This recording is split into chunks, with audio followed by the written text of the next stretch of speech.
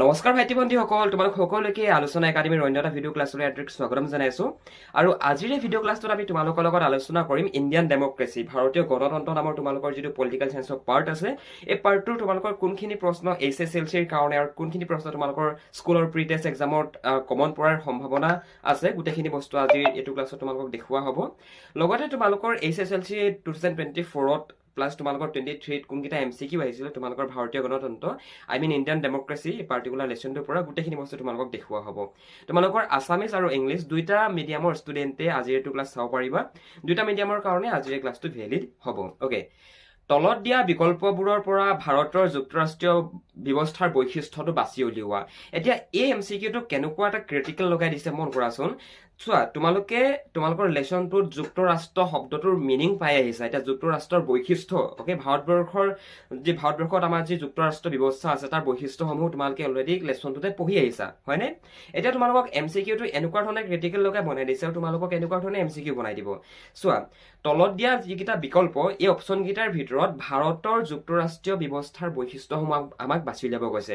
তো ইয়াত আমি অপশ্যনকেইটা মন কৰাচোন কি কি দিছে, যে অংগৰাজ্যসমূহৰ বাবে সুকীয়া সংবিধানৰ ব্যৱস্থা, 2 নম্বৰতে দিছে দ্বৈত নাগৰিকত্ব, তাৰ পৰা তলত ABCD কে দিছে। অ'কে, এত দিছে যে কেৱল একটো শুদ্ধ, অংগৰাজ্যসমূহৰ বাবে সুকীয়া সংবিধানৰ ব্যৱস্থা, কেৱল একটো শুদ্ধ, সেইটো ইয়াত বুজাইছে। অ'কে, বিটো মন কৰা কেৱল 2টো শুদ্ধ, চিটো মন কৰা 1 আৰু 2 উভয়ে শুদ্ধ, আৰু ডি একেবাৰে শেষৰটো মন কৰা 1 আৰু 2 উভয়ে অশুদ্ধ।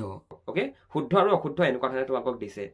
এতিয়া এই প্ৰশ্নটোৰ উত্তৰ কৰিবলৈ গ'লে তোমালোকৰ আণ্ডাৰষ্টেণ্ডিংটো লাগিব। এতিয়া ইয়াত কি বুলি কৈছে মন কৰাচোন, ইয়াত শুদ্ধ উত্তৰটো হৈছে ডিটোত কি বুলি কৈছে মন কৰা, ডিটোত কৈছে 1 আৰু 2 উভয়ে অশুদ্ধ। অৰ্থাৎ আমাৰ ভাৰতবৰ্ষত এনেকুৱা ব্যৱস্থা, ইয়াত 1 আৰু 2 বুলি কোৱাৰ লগে লগে মন কৰা 1 নম্বৰত কি দিছে, যে অংগৰাজ্যসমূহৰ বাবে সুকীয়া সংবিধানৰ ব্যৱস্থা, মন কৰা, আৰু 2 নম্বৰত দিছে দ্বৈত নাগৰিকত্ব। অৰ্থাৎ ভাৰতবৰ্ষত যুক্তৰাষ্ট্ৰীয় ব্যৱস্থা আছে, হয়, কিন্তু ভাৰতবৰ্ষত যিটো যুক্তৰাষ্ট্ৰীয় ব্যৱস্থা আছে সেইটো হৈছে অৰ্ধ যুক্তৰাষ্ট্ৰৰ।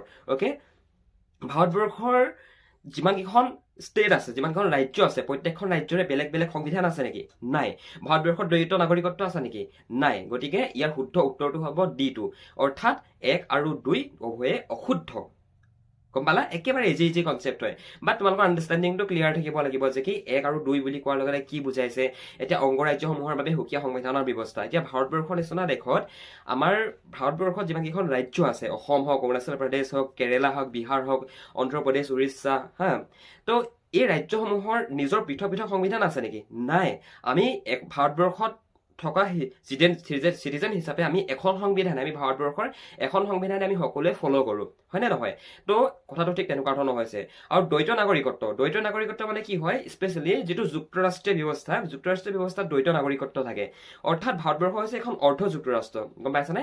এতিয়া এনেকুৱা নহয় যে কি আমি অসমত থকাৰ কাৰণে এটা বেলেগ ভোটাৰ কাৰ্ড পাইছোঁ, এটা বেলেগ নাগৰিকত্বৰ কাৰ্ড পাইছোঁ, আৰু আমি চেণ্ট্ৰেলত থকাৰ কাৰণে এটা বেলেগ নাগৰিকত্বৰ কাৰ্ড পাইছোঁ। ন', আমাৰ ভাৰতবৰ্ষত সেইটো ছিষ্টেম নাই। গতিকে উত্তৰটো হ'ব 1 আৰু 2 উভয়ে অশুদ্ধ।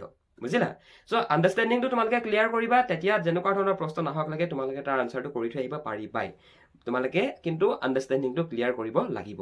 অ'কে, নেক্সট মন কৰা, 1945 চনত অনুষ্ঠিত হোৱা নিৰ্বাচনত ইংলেণ্ডত জয়ী হোৱা দলটোৰ নাম। মানে 1945 চনত যে ইংলেণ্ডত এটা ইলেকশ্যন হৈছিলে, ইংলেণ্ডত যে সাধাৰণ নিৰ্বাচন হৈছিলে, সেই সাধাৰণ নিৰ্বাচনত ইংলেণ্ডৰ কোনটো দল জয়ী হৈছিল? তোমালোকক মই যেতিয়া ক্লাছটো দিছিলোঁ, যেতিয়া তোমালোকক মই লেকচাৰ দিছিলোঁ, এই তোমালোকৰ ভাৰতীয় গণতন্ত্ৰৰ 1 নম্বৰ ক্লাছটোতে মই তোমালোকক এইখিনি কথা বুজাই আহিছোঁ, হয়নে নহয়? ইয়াৰ শুদ্ধ উত্তৰটো হৈছে labour party. Okay, labour party মানে হৈছে শ্ৰমিক দল।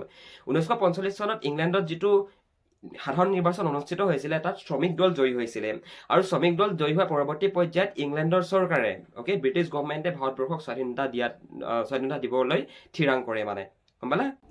ভাইটি ভণ্টিসকল, ক্লাছটোত নবঢ়াৰ আগতে তোমালোকে যদি HSLCৰ কাৰণে প্ৰিপেৰেশ্যন চলাই আছা, তোমালোকে নিশ্চয় জানা তোমালোকৰ এক্সামত 45 মাৰ্কছ ছ'চিয়েল চায়েন্সত মাত্ৰ MCQ আহিব। আৰু চেবাৰ পৰা যিখন চিলেবাছ ওলাইছে, সেই চিলেবাছখনৰ মতে তোমালোকৰ কোনটো লেচনত MCQ আহিব, কোনটো লেচনত তোমালোকৰ লং কুৱেশ্যন আহিব, কোনটো লেচনত 5 নম্বৰীয়া প্ৰশ্ন আহিব, কোনটো লেচনত 3 নম্বৰীয়া প্ৰশ্ন আহিব, গোটেইখিনি বস্তু অলৰেডি তোমালোকক দিয়া গৈছে। গতিকে তোমালোকৰ যিসকল ষ্টুডেণ্ট এতিয়াও দুৰ্বল হৈ আছা, তোমালোকে যদি ৰিভিজনৰ ক্লাছকেইটা, তোমালোকে যদি ছ'চিয়েল চায়েন্সৰ HSLC কোৰ্চটো যদি কৰোঁ বুলি ভাবিছা তেনেহ'লে এই যিটো হোৱাটছএপৰ নাম্বাৰ দেখিছা নাম্বাৰটোত আমালৈ তোমালোকে মেছেজ কৰা নতুবা ফোন কৰি দিয়া আমি তোমালোকক কোৰ্চখিনিৰ এক্সেছ হোৱাটছএপতে প্ৰদান কৰি দিম আৰু আমাৰ ফালৰ পৰা যদি তোমালোকে পঢ়া তেনেহ'লে তোমালোকে ঘৰতে বহি ডাইৰেক্টলি গাইড পাই যাবা লাইক তুমি যদি ৰাতি 10টা বজাতো ঘৰত কিতাপ পঢ়ি থাকা যদি সেই সময়টোতো যদি তোমাক কিবা হেল্প কৰিব লাগে তুমি তেতিয়া আমালৈ মেছেজ কৰিব পাৰিবা আমাৰ যিটো অফিচৰ নাম্বাৰ আমাৰ যিটো একাডেমীৰ নাম্বাৰ তুমি মেছেজ কৰিব পাৰিবা আমাৰ ফালৰ পৰা তোমালোকক সম্পূৰ্ণৰূপে সহায় আগবঢ়োৱা হ'ব কেবিনেট মিছন ভাৰতলৈ কেতিয়া আহিছিল কেবিনেট মিছন ভাৰতবৰ্ষলৈ আহিছিলে 1946ত ওকে 1946ত কেবিনেট মিছন ভাৰতবৰ্ষলৈ আহিছিলে আৰু কেবিনেট মিছন কি পৰীক্ষাত তোমালোকৰ এইটো শৰ্ট কুৱেশ্যন আহি থাকে যে কেবিনেট মিছন মানে কি কেবিনেট মিছন কি হয় কেবিনেট মিছন হৈছে ইংলেণ্ডৰ তিনিটা বেলেগ বেলেগ ডিপাৰ্টমেণ্টৰ তিনিজন বিশিষ্ট ব্যক্তি ওকে তিনিজন মন্ত্ৰী মানে একচুৱেলি বিশিষ্ট ব্যক্তি নহয় মন্ত্ৰী আৰু যি তিনিজনক নেকি ইণ্ডিয়াত পঠিয়াইছিলে ব্ৰিটিছ গভৰ্ণমেণ্টে কিয় পঠিয়াইছিলে ইণ্ডিয়াত আমাৰ ইণ্ডিয়াৰ চিটিজেনসকল বিলাকৰ কাৰণে এখন কনষ্টিটিউশ্যন এখন সংবিধান প্ৰস্তুত কৰিবৰ কাৰণে ব্ৰিটিছ গভৰ্ণমেণ্টে বিভিন্ন বিষয়ত বিদ্যান তিনিজন মন্ত্ৰীক ইংলেণ্ডৰ চৰকাৰে ব্ৰিটিছ গভৰ্ণমেণ্টে ভাৰতবৰ্ষলৈ পঠিয়াইছিলে কিয় পঠিয়াইছিলে ভাৰতবৰ্ষৰ কাৰণে প্ৰয়োজনীয় এখন সংবিধান প্ৰস্তুত কৰিবৰ কাৰণে যিখিনি ইনিচিয়েল ষ্টেপ ল'ব লাগে সেইখিনি কৰিবৰ কাৰণে কেবিনেট মিছনক ব্ৰিটিছ চৰকাৰে ইণ্ডিয়াত পঠিয়াইছিলে একেবাৰে চিম্পুল লজিক হয় অ'কে সংবিধান সভা মানে কনষ্টিটিউয়েণ্ট এছেম্বলিত কাক সংবিধান সভাৰ স্থায়ী দায়িত্ব হিচাপে স্থায়ী সভাপতি হিচাপে নিৰ্বাচন কৰা হয় কনষ্টিটিউয়েণ্ট এছেম্বলিৰ মানে সংবিধান সভাৰ স্থায়ী সভাপতি কোন আছিলে বহুত ষ্টুডেণ্টে এডোখৰত লিখে সচিদানন্দ সিনহা মন কৰা এই অপশ্যনটো ডক্টৰ সচিদানন্দ সিনহা লিখে কিন্তু তেখেত এজন অস্থায়ী তেখেত সভাপতি আছিল অ'কে স্থায়ী সভাপতি হিচাপে ডক্টৰ ৰাজেন্দ্ৰ প্ৰসাদক নিৰ্বাচন কৰিছিলে এইটো কথা সদায় মনত ৰাখিবা পৰীক্ষাত কমন পৰি থাকে এই প্ৰশ্নটো অ'কে তোমালোকৰ বাবে এটা এনাউন্সমেণ্ট আছে আৰু সেইটো হ'ল আমি আছাম বৰ্ডৰ ক্লাছ 10ৰ ষ্টুডেণ্টৰ বাবে মেথমেটিক্স ছাবজেক্টত আছামিজ আৰু ইংলিছ দুইটা মিডিয়ামৰ বাবে প্ৰায় 200+ লাইভ আৰু ৰেকৰ্ডেড ক্লাছ লৈ আনিছোঁ ক্লাছত টেক্সট বুকৰ কুৱেশ্যনৰ লগতে 1500+ MCQ প্ৰেক্টিছ কৰা হ'ব আৰু লগতে HSLC আৰু test paper PIQ notes mind maps আৰু আটাইতকৈ ইম্পৰ্টেণ্ট মক টেষ্ট পাবা গতিকে এতিয়াই ডেছক্ৰিপশ্যনত থকা নাম্বাৰত কল বা হোৱাটছআপ কৰিবা আৰু ক্লাছৰ এনৰলমেণ্টৰ বাবে আমাৰ অফিচিয়েল এপ এডুষ্টেশ্যন স্কুল ইনষ্টল কৰি ল'বা ডেছক্ৰিপশ্যনত থকা লিংকৰ পৰা থেংক ইউ